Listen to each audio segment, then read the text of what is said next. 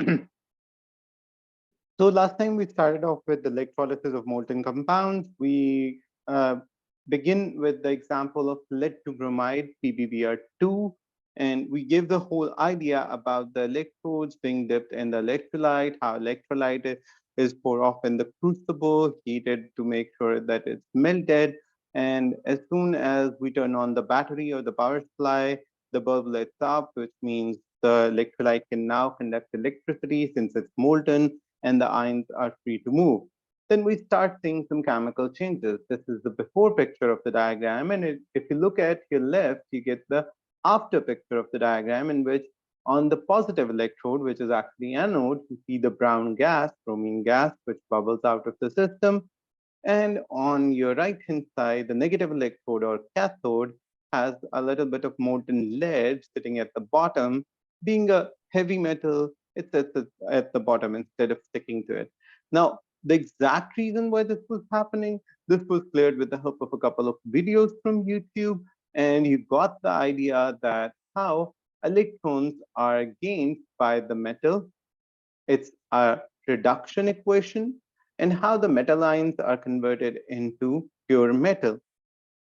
These were the positive ions, the cations, hence they were attracted to cathode. Talking about the other side, the anions, negative ions, go and they get attracted to the anode because that's where they lose electrons.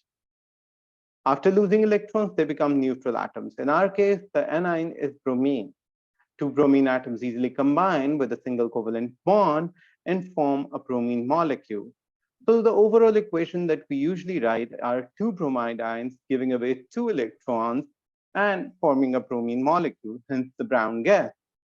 Now, this happens at the anode, and at anode, we have this brown gas. Anode is giving away electrons, or in other words, it's losing electrons.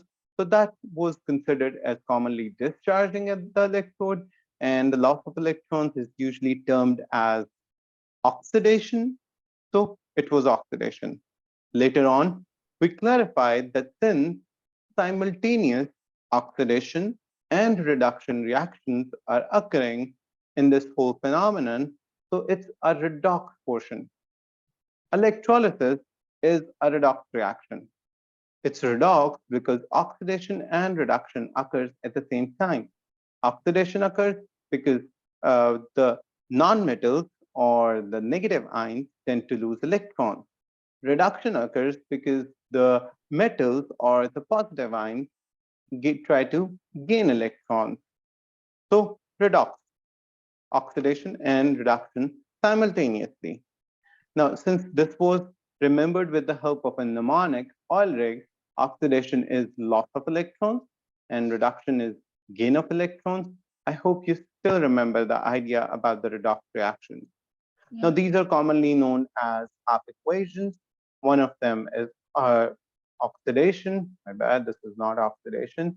One of them is reduction, gain of electron. One of them is oxidation, loss of electron. Now, how would you know every time with different examples from past papers that which element is specifically going to go with the oxidation and which element is specifically going to go with the reduction reaction, right? So Mm-hmm. that's a very easy way. I'm going to give you three simple tips of how that is going to happen. So in order to do that, I'm going to stop sharing for a minute, quick minute. I'm going to open up a document that is going to explain to you how that happens. Let me share that document with you.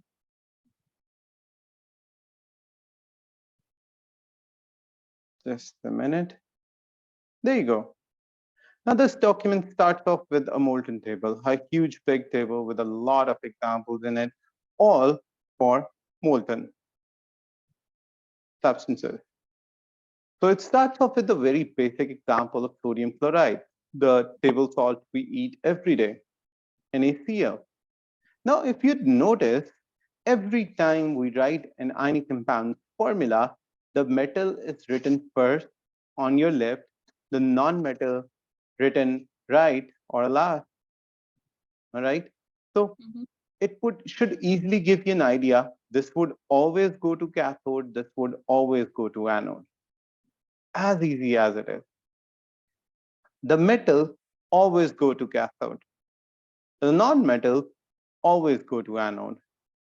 The only exception in non-metals that instead of going to anode goes to cathode is hydrogen, and that exception is not even counted in molten systems. So every time, whatever is written on your left will go to cathode, whatever is written on your right will go to anode. The cathode portion will undergo reduction, and the anode portion is going to undergo oxidation. This is oxidization. That's wrong. That's written by a student. It's oxidation, not oxidization. These are two different things. Oxidation is the correct word to be used over here.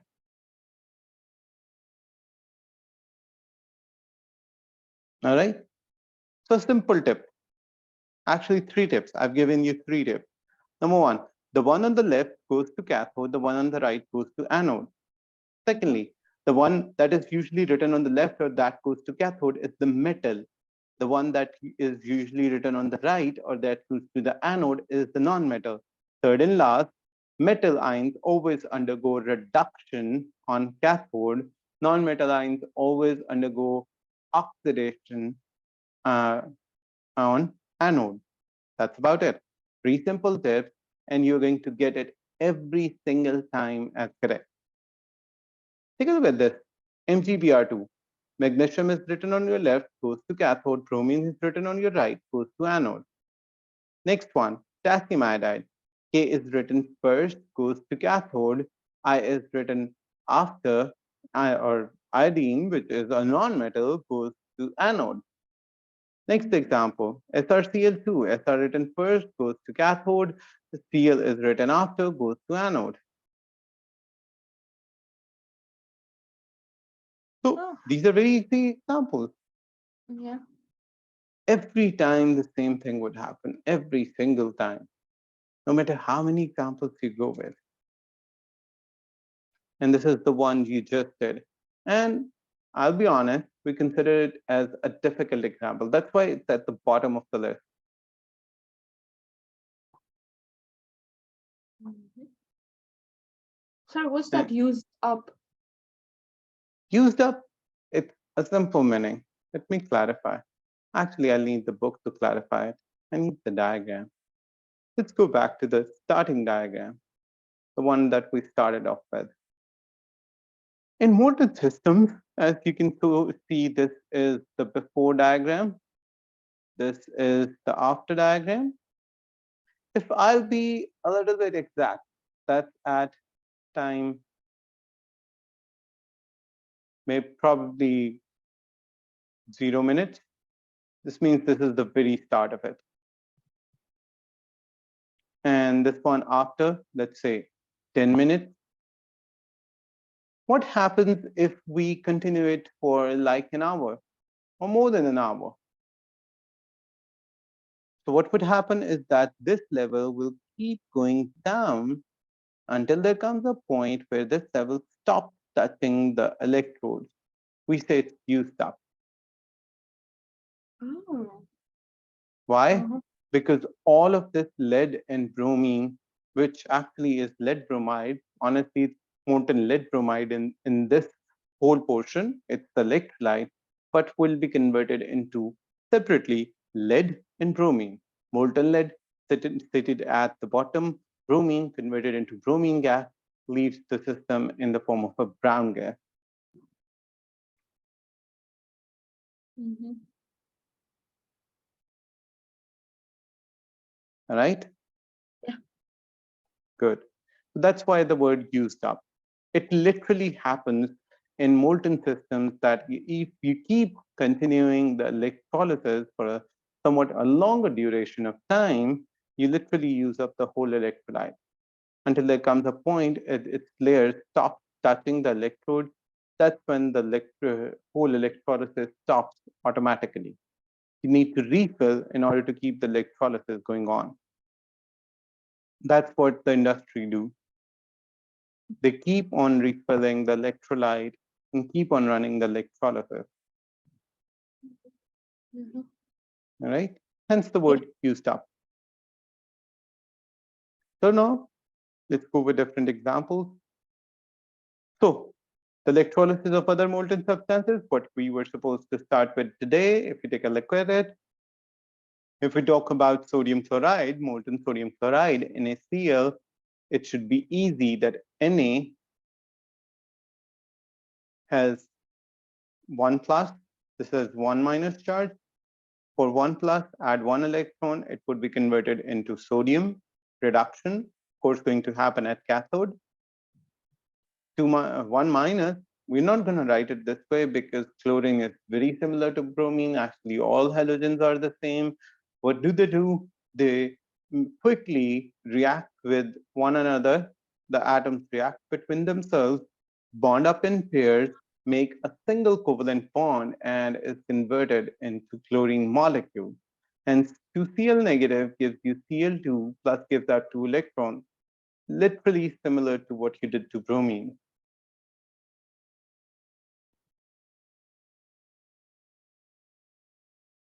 All right. All right. Yeah. So we say sodium ions are reduced to sodium atoms and chloride ions are reduced to chlorine molecules. These half equations are balanced in terms of electrons or atoms on each side, but they're not yet currently balanced in terms of electrons, though they are balanced in terms of atoms. Let me clarify myself. Take a look at it. We have one sodium ion over here and one sodium atom over here, so it's balanced. We have two chloride ions over here. We have two chlorine atoms over here, so it's balanced. What's not balanced in both equations is that we have two electrons over here, but we have one electron over here. If you want to balance both the equations in terms of electrons, you can multiply this whole equation by 2, which would result in forming this equation: 2Na positive plus 2 electrons are going to give you 2 sodium atoms. That's how it's going to turn out. Why do we do this? We do this to make sure that the electrons, number of electrons gained by sodium are exactly equal to the number of electrons lost by chloride ions. Mm-hmm. This gives us the idea of balancing the number of electrons on both sides, which has been written over here in the term of charges. Charges are also balanced. All right. Yeah. There is another perception to how charges are exactly balanced, but we'll discuss it some other time. Since it's not discussed over here, yeah, it is discussed over here. Okay, let's take the example of aluminum oxide. Since you're already familiar with the equation for aluminum over here and oxygen over here, it won't be difficult for you to understand. Now, they are explaining the term that the charges are balanced on both sides of equation. How? Let's notice. What's the charge on aluminum ion? It's 3 plus. Okay. What's the charge on 3 electrons? Every electron has a -1 charge. If you multiply that by 3, that's the total charge on your left. So 3 plus, and this one is going to be -3, and this would become 3 minus 3. The charge is 0 on your left. Take a look at your right-hand side. It's just one atom. One atom is not charged. So from the very beginning, the charge was 0 on your right-hand side. So on the left-hand side of the arrow and on the right-hand side of the arrow, the charges are balanced. That's what the book was talking about in the previous equation. So the charge is 0 on your left and the charge is 0 on your right. Make Mm-hmm. sense? Yeah. Let's clarify the same thing in the next equation, which is the equation of oxygen. Notice, what do we have on our left? We have two ions, and every ion has a -2 charge, right? Let's talk about what we have on the right-hand side. There is an oxygen molecule, which is, of course, 0 with respect to its charge. There are 4 electrons. Each electron has a -1 charge. That's written right over here up top. So if I multiply this 2 with -2, the answer is -4. If I multiply this with it, the answer is -4 as well. So it's -4 into -4. Hence the charges are balanced on the left and right of the equation. Why do we check the charges on left and right of the equation? It's more like a check of you writing the correct equation. How? One of the most common mistakes are written over here on your left as a hint. A common mistake which students make is that they put the electrons on the wrong side of the half equation. You can always go ahead and check it. How? If the charges are balanced on both sides, that means you have put the electrons on the right side of the equation, on the correct side. I'm not exactly putting it as the right hand side, on the correct side of the equation.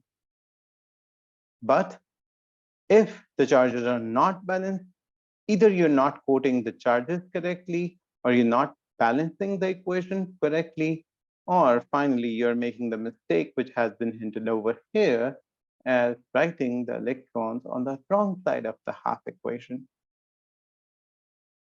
So checking whether the charges are balanced or not is a good way of self-checking whether you're doing it right or not.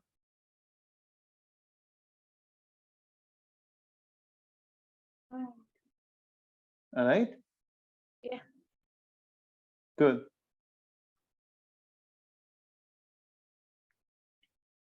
Clear enough? Yeah. So the two main points which I've already given you. If you electrolyze a molten compound only containing two elements, you'll get the metal at the cathode because metal form positive ions, positive ions are cations, cations go to the cathode. On the other hand, the non-metal at the anode, why? Because non-metals always form negative ions go to the anode, and that's how we take it. Remember, hydrogen is still an exception, right? Now, reduction always occurs at the cathode and oxidation always occurs at the anode. You need to remember it. How do we remember it? Again, a mnemonic as a hint on your left. An ox-red cat, an oil-rig cat. Ox-red cat, anions undergo oxidation, cations undergo reduction is a very good way of remembering it. So say for the an oil rig cat. Anions, oxidation, reduction, cation. And for anion, oil for oxidation is loss of electrons. Rig is reduction in gain in electrons, which usually happens to cations, cat. And oil rig cat. Oil rigs has nothing to do with cats. There are no cats on oil rigs usually, but a good mnemonic. Makes it easier for the students to remember. Yeah. Not all ionic compounds can be electrolyzed when they're molten. Some break into some simpler substances before their melting point. For example, copper to carbonate, commonly given as this, a big problem with copper to carbonate.